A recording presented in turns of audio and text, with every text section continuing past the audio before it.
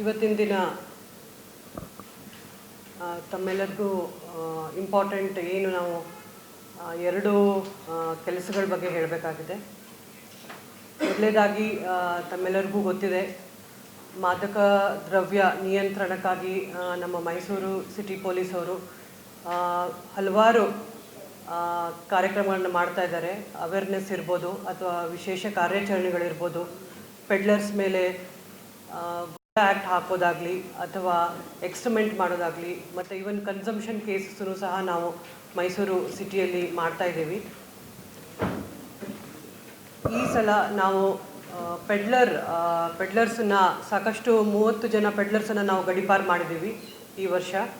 ಅದ್ರ ಜೊತೆಗೆ pit NDPS act ಅಡಿಯಲ್ಲಿ ಸಹ ನಾವು ಒಬ್ಬ ಪೆಡ್ಲರನ್ನು ಡಿಟೆನ್ಷನ್ ಆರ್ಡರ್ನ ತೊಗೊಂಡಿದ್ದೀವಿ. ಅವನು ಈಗ ಇವತ್ತಿನ ದಿನ ಅವ್ರಿಗೆ ನಾವು ಬಳ್ಳಾರಿ ಜೈಲಲ್ಲಿ ಅವ್ರಿಗೆ ಬಿಟ್ಟು ಬಂದಿದ್ದೀವಿ. ತಮ್ಮೆಲ್ಲರಿಗೂ ಗೊತ್ತಿರೋ ಹಾಗೆ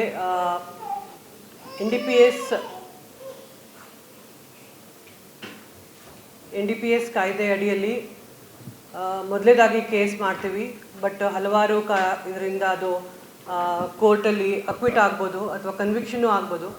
ಮತ್ತು ಕೆಲವರು ಆರೋಪಿಗಳು ಬೇಲ್ ಮೇಲೂ ಬರ್ತಾರೆ, ಸಾಕಷ್ಟು ಉಲ್ಲಂಘನೆ ಮಾಡ್ತಾರೆ ಷರತ್ತುಗಳನ್ನು.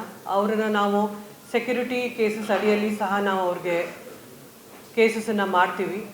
ಸೊ ನಾವು ಈಗ NDPS ಕಾಯ್ದೆ ಅಡಿಯಲ್ಲಿ ಕೇಸ್ ಮಾಡಿ ಸೆಕ್ಯೂರಿಟಿ ಕೇಸ್ ಮಾಡಿ ರೌಡಿ ಶೀಟರು ಓಪನ್ ಮಾಡಿ ಅದಾದಮೇಲೂ ಅವನು ತನ್ನ ಏನು ಪೆಡ್ಲಿಂಗ್ ಕೆಲಸ ಇದೆ, ಸಂಗ್ರಹಣೆ ಇರ್ಬೋದು, ಸಾಗಣೆ ಇರ್ಬೋದು ಅಥವಾ ಮಾರಾಟ ಇರ್ಬೋದು, ಅದನ್ನು ಮುಂದುವರಿಸಿದರೆ ಅದು ಫಸ್ಟ್ ಟೈಮ್ ನಾವು ಈ ಪಿಟ್ NDPS ಆ್ಯಕ್ಟ್ ಅಡಿಯಲ್ಲಿ ನಾವು ಇದನ್ನು ಮೈಸೂರು ಸಿಟಿಯಲ್ಲಿ ಒಬ್ಬ ಆರೋಪಿನ ಬಂಧನ ಮಾಡಿದ್ದೀವಿ. ಅವನ ಮೇಲೆ 9 ಕೇಸ್ ಇತ್ತು. 9 ಕೇಸಲ್ಲಿ 6 ಕನ್ವಿಕ್ಷನ್ ಆಗಿತ್ತು. 2014ಇಂದ 2025ವರೆಗೂ ಅವನು ಪಿರಿಯಾಡಿಕಲಿ ಅವನ ಮೇಲೆ ಕೇಸಸ್ ಇತ್ತು. ಸೊ ಅವನು ಇರ್ಫಾನ್ ಪಾಷಾ ಅಂತ ಹೇಳಿ ಈಗ 32 ವರ್ಷ ಮಂಡಿ ಲಿಮಿಟ್ಸ್ ಮೊಹಲ್ಲಾದಲ್ಲಿ ಇರ್ತಾರೆ. ಇದ್ರ ಜೊತೆಗೆ ನೆಕ್ಸ್ಟ್ ಎರಡೇದು CEIR ಪೋರ್ಟಲ್, ತಮಗೆಲ್ಲರಿಗೂ ಗೊತ್ತಿರ್ಬೋದು. ಏನು ಮೊಬೈಲ್ ಕಳೆದೋಗಿರುತ್ತೆ ಅದನ್ನು ತಾವು CEIR ಪೋರ್ಟಲಲ್ಲಿ ಹಾಕಿದರೆ ತಮ್ಮ ಮೊಬೈಲನ್ನು IMEI ನಂಬರನ್ನು ಬ್ಲಾಕ್ ಮಾಡ್ಬೋದು. IMEI ನಂಬರ್ ಬ್ಲಾಕ್ ಮಾಡಿದರೆ ಬೇರೆ ಯಾವುದೇ ಸಿಮ್ಮನ್ನು ಅವರು ಹಾಕೋಕ್ಕಾಗೋದಿಲ್ಲ. ಸೊ ಎಲ್ರಿಗೂ ಸಾರ್ವಜನಿಕರಲ್ಲಿ ಹೇಳೋದು, ಮೊಬೈಲ್ ಕಳೆದ ತಕ್ಷಣ ಲಾಸ್ಟ್ ಅಂತ ಒಂದು ಆ್ಯಪ್ ಇದೆ.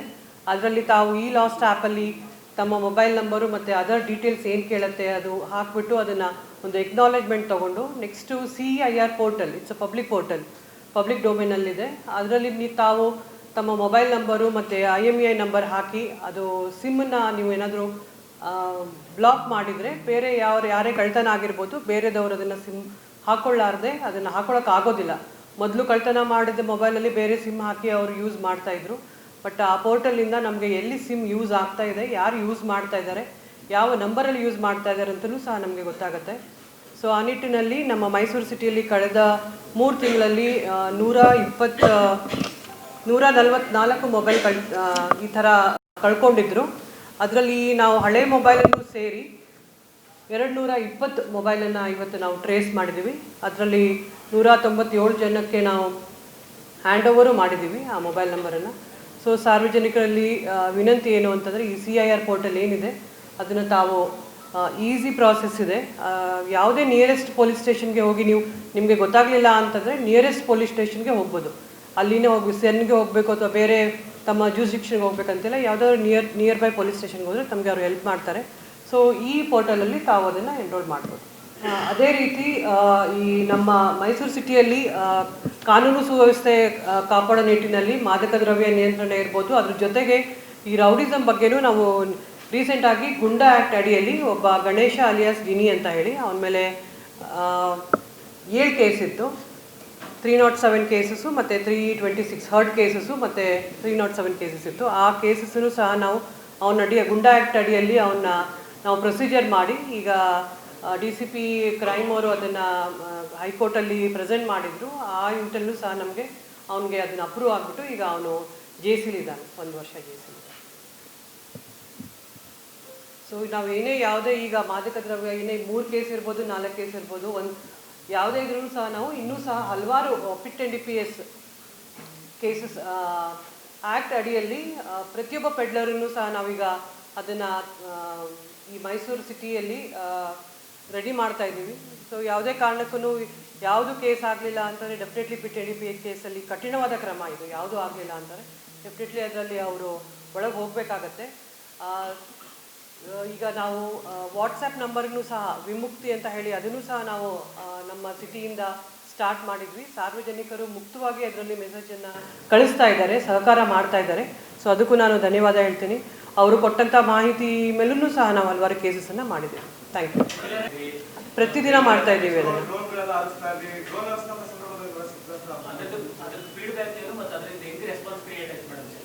It is a deterrent actually.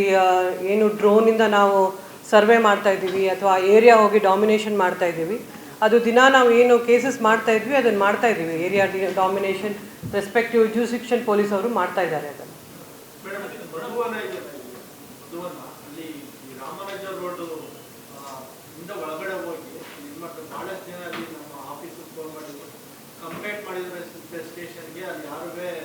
ಆಯ್ತು, ಈಗ ಹೇಳ್ತೀನಿ. ಇನ್ಸ್ಪೆಕ್ಟರ್ ಮಧುವನ ಇದ್ದಾರೆ, ಅವ್ರಿಗೆ ಹೇಳ್ತೀನಿ.